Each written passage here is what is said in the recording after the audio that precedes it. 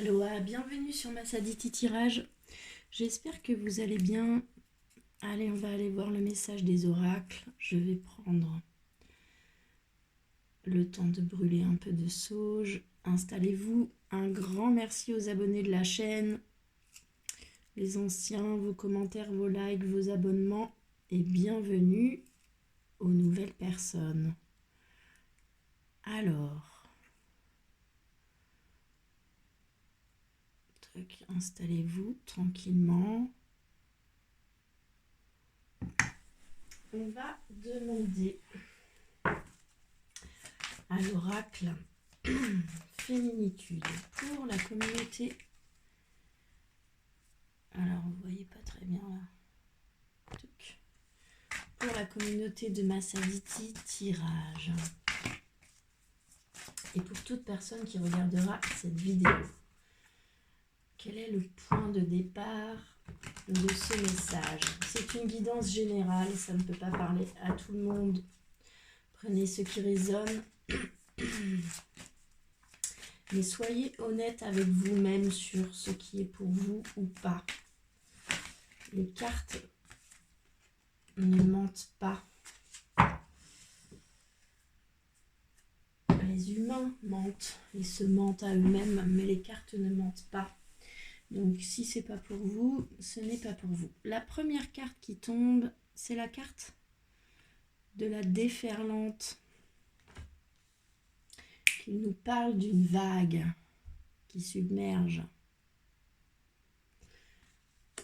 qui est renversante. Mais cette vague, quand elle submerge, quand elle repart, elle peut aussi emporter des choses avec elle.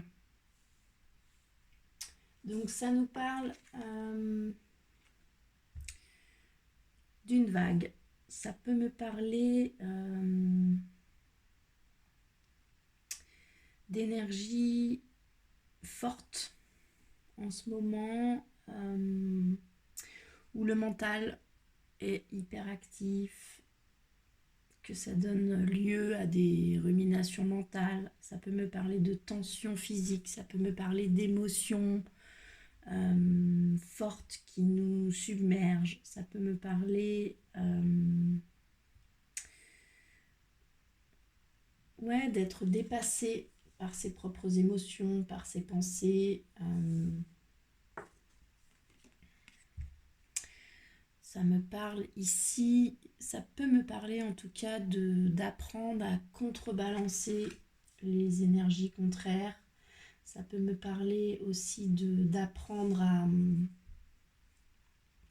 ne pas plonger dans ses émotions sans pour autant les refouler, d'accueillir son émotion, mais d'être capable de prendre un peu de recul et de comprendre cette émotion, de l'accueillir sans que cette vague qui nous submerge éclabousse les autres autour de nous. C'est de ça dont nous parle cette carte. Ok, on va demander à Titi, au tarot de la bienveillance, le challenge. C'est quoi le challenge pour la communauté de ma Saditi Tirage sur cette énergie de la déferlante, sur cette énergie de puissance, d'une vague qui peut nous submerger et qui peut-être nous demanderait un peu plus de compassion aussi envers soi-même, qui permettrait aussi d'éviter d'éclabousser tout le monde au passage. Alors le challenge, c'est le 6 de terre et le dos de deck, c'est la reine d'eau, la reine de cœur. Ok, c'est une carte, le 6 de terre, qui nous parle de... Alors, est-ce que vous la voyez bien? Qui nous parle de générosité, qui nous parle de partage généreux, mais de partage juste aussi. ça peut me parler, donc c'est en challenge. Donc votre challenge, c'est de réussir à donner avec justesse. C'est aussi de rester une personne généreuse, d'être attentif ou attentive à une répartition équitable également. C'est comme si ici ça me dit que vous êtes submergé par quelque chose. Et le challenge, c'est d'être honnête avec vous-même sur une certaine équité, une certaine... comment dire ça?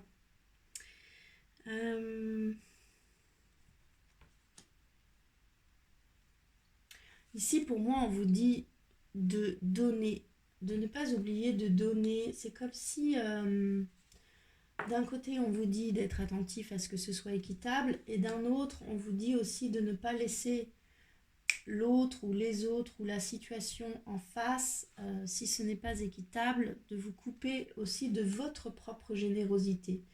C'est pas parce que les autres ou les autres ne savent pas donner généreusement, etc., que vous, il faut que ça vous coupe de votre générosité. Pour autant, c'est aussi une carte qui vous parle d'être celui qui aide ou bien de se faire aider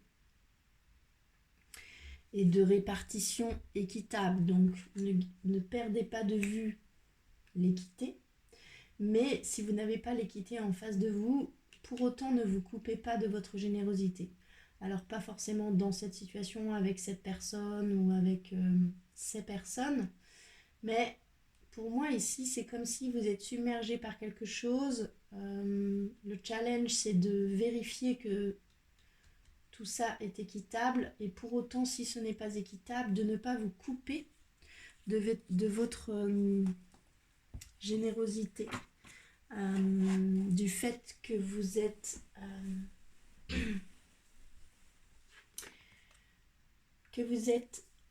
j'allais dire en droit, je ne sais pas si c'est vraiment le bon mot, de recevoir aussi un cadeau, de recevoir aussi quelque chose que vous méritez. Ne vous coupez pas de cette énergie-là, c'est votre challenge. Le dos de deck, c'est la reine d'eau, c'est la reine de cœur. Vous êtes une reine de cœur, que vous soyez un homme ou une femme, vous êtes dans une polarité féminine, d'amour inconditionnel, de douceur, de générosité, de créativité, d'intuition. Derrière, c'est le messager d'eau, donc cavalier de cœur aussi. Bon, j'ai l'impression quand même qu'on parle d'une relation, mais on va voir, on va demander pour la communauté de Massaditi tirage avec l'oracle des miroirs. On va demander ce sur quoi on peut s'appuyer. Une deuxième carte sur ce que l'on doit lâcher ici et maintenant. Et une troisième carte sur ce qu'il nous faut encore travailler.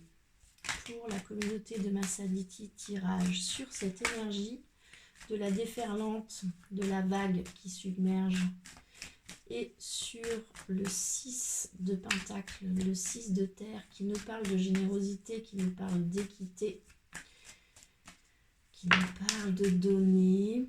Première carte est tombée, je voudrais la deuxième qui correspond à ce que vous devez lâcher, quitter ici et maintenant.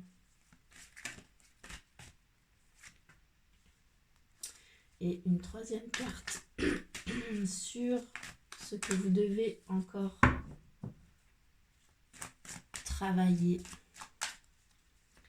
Une troisième carte pour la communauté de Massaditi tirage pour toute personne qui regardera cette vidéo. Ok, il y en a deux qui tombent. Alors le dos de deck, l'énergie qui porte le jeu, c'est la carte du retour qui me parle du retour de quelqu'un que vous portez dans votre cœur, ou bien qui me parle de l'équilibre de votre polarité féminine et de votre polarité masculine au sein de vous-même.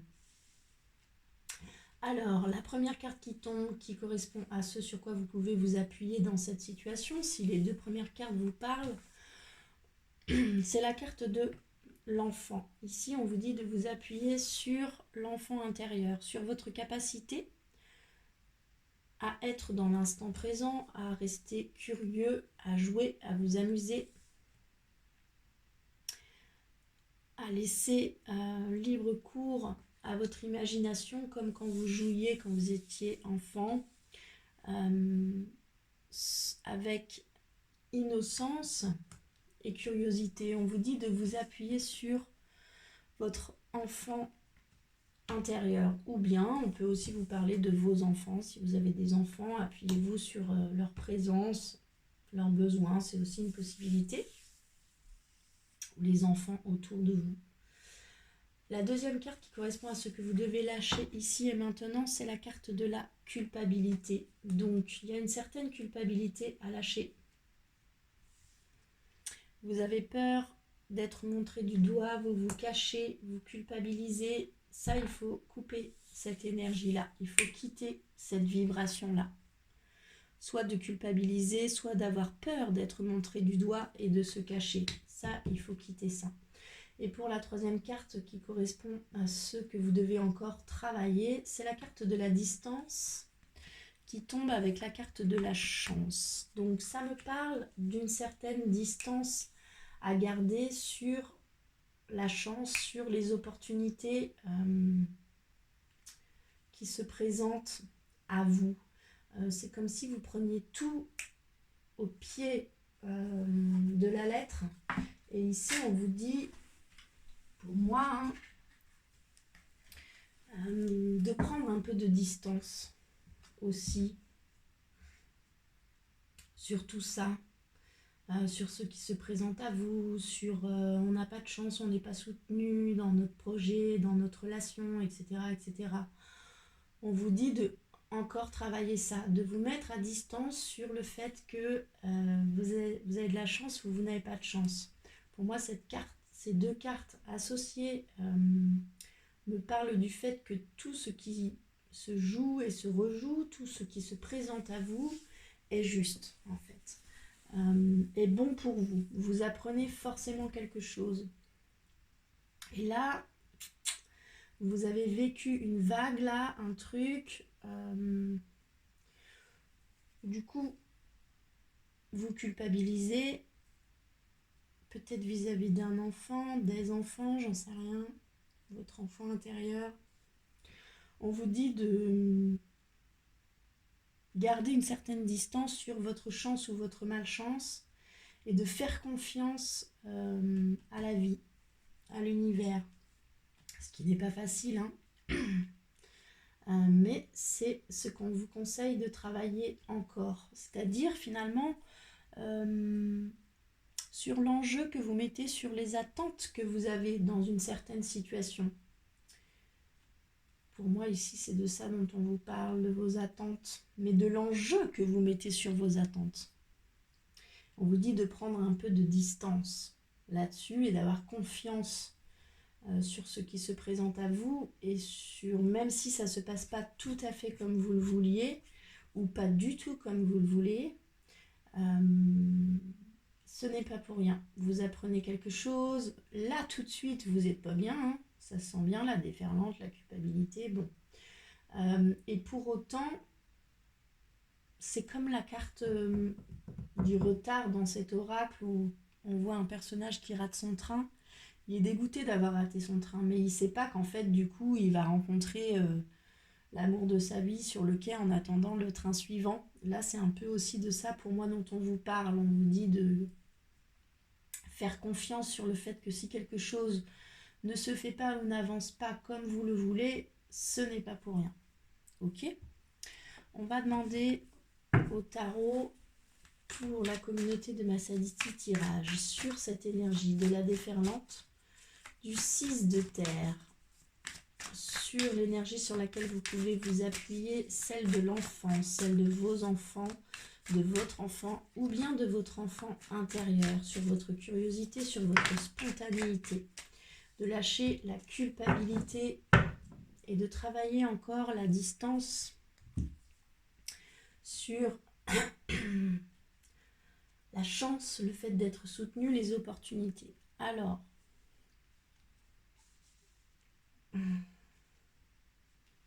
le dos de deck, c'est la carte de la tour. Donc, il y a eu un événement bouleversant, mais indispensable, qui devait arriver.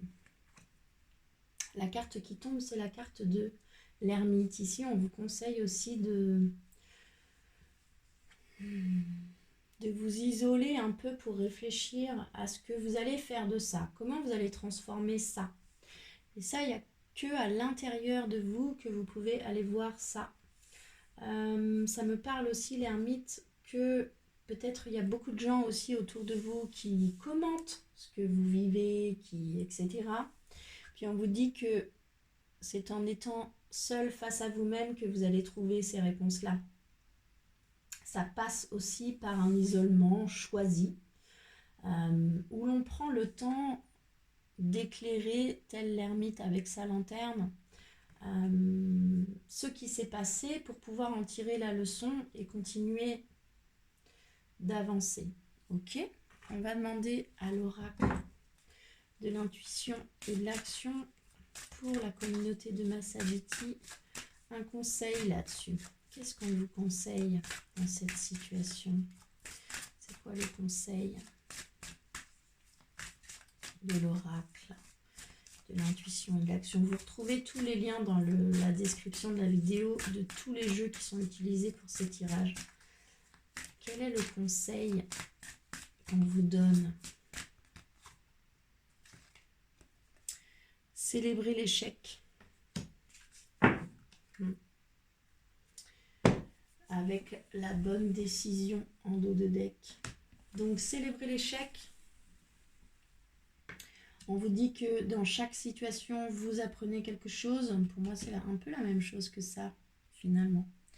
Que là, vous avez l'impression d'être dans une situation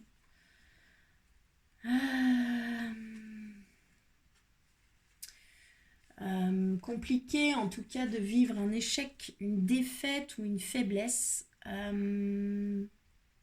que ici, on vous dit que c'était indispensable pour apprendre quelque chose, qu'il n'y a pas de notion d'échec sans le succès, qu'il n'y a pas de succès sans échec, et que l'échec fait partie de l'évolution, fait partie de la progression pour apprendre et pour repartir sur quelque chose, que ce que vous avez vécu est difficile, hein. Il y a quand même beaucoup de... ça n'a pas l'air facile. Mais on vous dit de tirer le positif. C'est quoi la leçon que vous avez à tirer de ça? On vous dit que cet échec a été extrêmement formateur. Que vous avez beaucoup appris, que l'échec fait grandir, qui fait partie prenante du processus d'apprentissage et d'évolution. Que cet échec vous a appris beaucoup de choses, soit sur vous-même, soit sur ce que vous vouliez, ce que vous ne voulez pas, ce que vous ne voulez plus, ce qui est bon pour vous, ce qui vous met en situation de stress, ce qui vous met en situation de culpabilité, et peut-être du coup recomposer quelque chose autour des nouvelles opportunités qui vont se présenter à vous après avoir tiré la leçon de cet échec-là.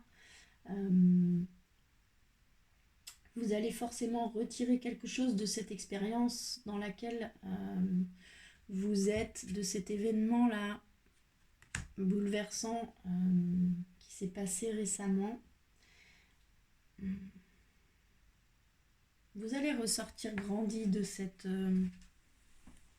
expérience, mais ça n'a pas l'air facile, hein. On va demander comment vous allez réussir, si vous réussissez à vous appuyer sur votre enfant intérieur ou sur l'énergie de vos enfants.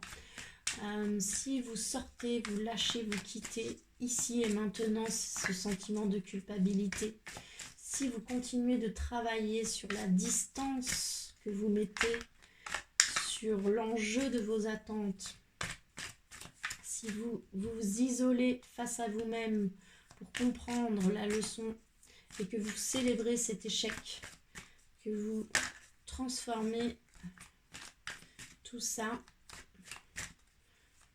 qu'est-ce que vous allez réussir à tirer de cette transformation si vous faites le job? C'est quoi les possibilités d'évolution si vous faites le job? Alors, c'est le cavalier de denier. Donc, le cavalier de denier, vous voyez, il est sur son cheval, il a son denier, son pentacle dans la main. Son cheval est à l'arrêt, il est calme, il prend le temps de réfléchir. C'est où qu'il va placer là son pentacle qu'il a dans la main? C'est pas... Les cavaliers sont souvent en mouvement sur les cartes. Et celui-ci n'est pas en mouvement. Il ne se précipite pas. Il va regarder où est-ce qu'il va placer ce pentacle. Il va réfléchir à ce qu'il fait.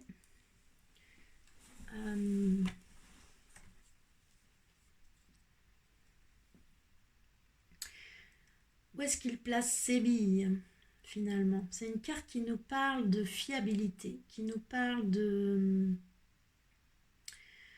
d'avancer doucement, mais de manière régulière, de faire le job de manière consciencieuse. Ça me parle aussi de loyauté, ça me parle d'agir plutôt que de se poser des questions, tout de même. Ça me parle de quelqu'un qui vérifie avant de se lancer, ça me parle de solidité, ça me parle aussi de quelqu'un de digne de confiance, de durabilité, de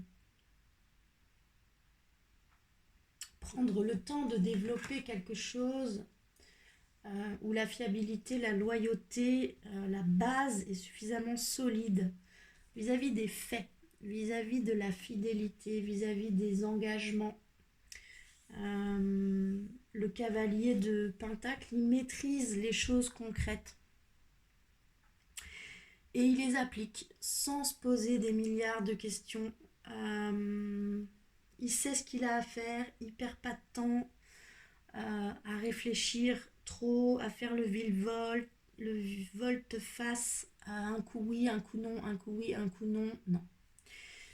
Il a pris le temps de s'isoler avant pour faire le point, pour comprendre ce qui s'est passé. Il est sorti de la culpabilité, il prend de la distance sur les enjeux, il célèbre l'échec qu'il vient de vivre. C'est quelqu'un qui planifie, qui se montre prudent pour bien maîtriser les tenants et les aboutissants de cette situation. Donc ça me dit aussi que vous allez arrêter de partir plein pot galop et que vous allez prendre le temps de vérifier la fiabilité de votre envie, la fiabilité de votre projet, la fiabilité des gens autour de vous, que c'est une énergie plus posée, c'est quand même une énergie d'action, hein, mais dans le sens où il ne se pose pas 1000 questions, mais il s'appuie sur les faits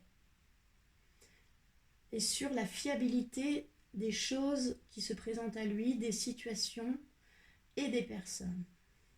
Ok. On va demander un dernier conseil pour ça. Alors le dos de deck, c'est le roi de coupe. On vous parle d'un homme de cœur. Ok. L'homme de cœur, le roi de coupe, est généreux et bienveillant avec son peuple, mais il n'est pas submergé par ses émotions, par la déferlante, la vague. Alors il y a deux cartes qu'on volait. La première, c'est la connexion. On vous parle de vous ancrer, on vous parle de vous retravailler sur votre colonne de chakra, de méditer, de faire silence, d'aller voir à l'intérieur de vous ce que ça fait résonner. Et puis la deuxième carte qui tombe en même temps, c'est faire grandir la douceur. Ça me dit que vous êtes extrêmement exigeant avec vous-même et on vous dit de poser un peu de douceur sur tout ça, finalement. De sortir de jugement, vous êtes hyper dur avec vous-même dans ce qui vient de se passer, puis on vous dit posez de la douceur là-dessus. Recentrez-vous. C'est pas pour rien que vous avez pris ce chemin. Ça n'a pas fonctionné comme prévu, mais ce n'est pas pour rien. Recentrez-vous, alignez-vous, ancrez-vous, alignez-vous, tout part du cœur. Posez de la douceur sur le regard que vous posez sur vous-même dans cette situation, dans cet échec. Et puis le dos de deck, c'est la haute vibration. On vous dit que vous êtes responsable de votre propre vibration.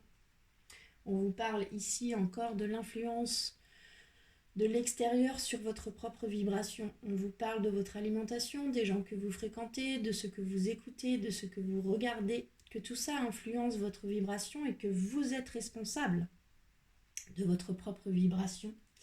Vous êtes responsable de ce que vous choisissez de donner à manger à votre corps, de ce que des gens que vous fréquentez. On vous dit que vous êtes responsable de l'impact de la vibration des autres sur vous. C'est-à-dire, si vous regardez par exemple une série extrêmement violente, extrêmement stressante, ça joue sur votre vibration. Si vous écoutez des mantras ou des enseignements, ça joue aussi sur votre vibration.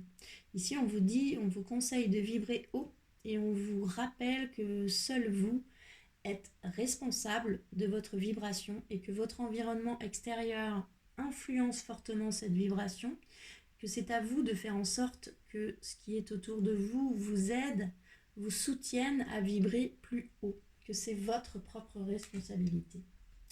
Voilà pour le message du jour, j'espère qu'il vous aura parlé. N'hésitez pas à me faire des retours dans les commentaires, j'aime beaucoup vous lire.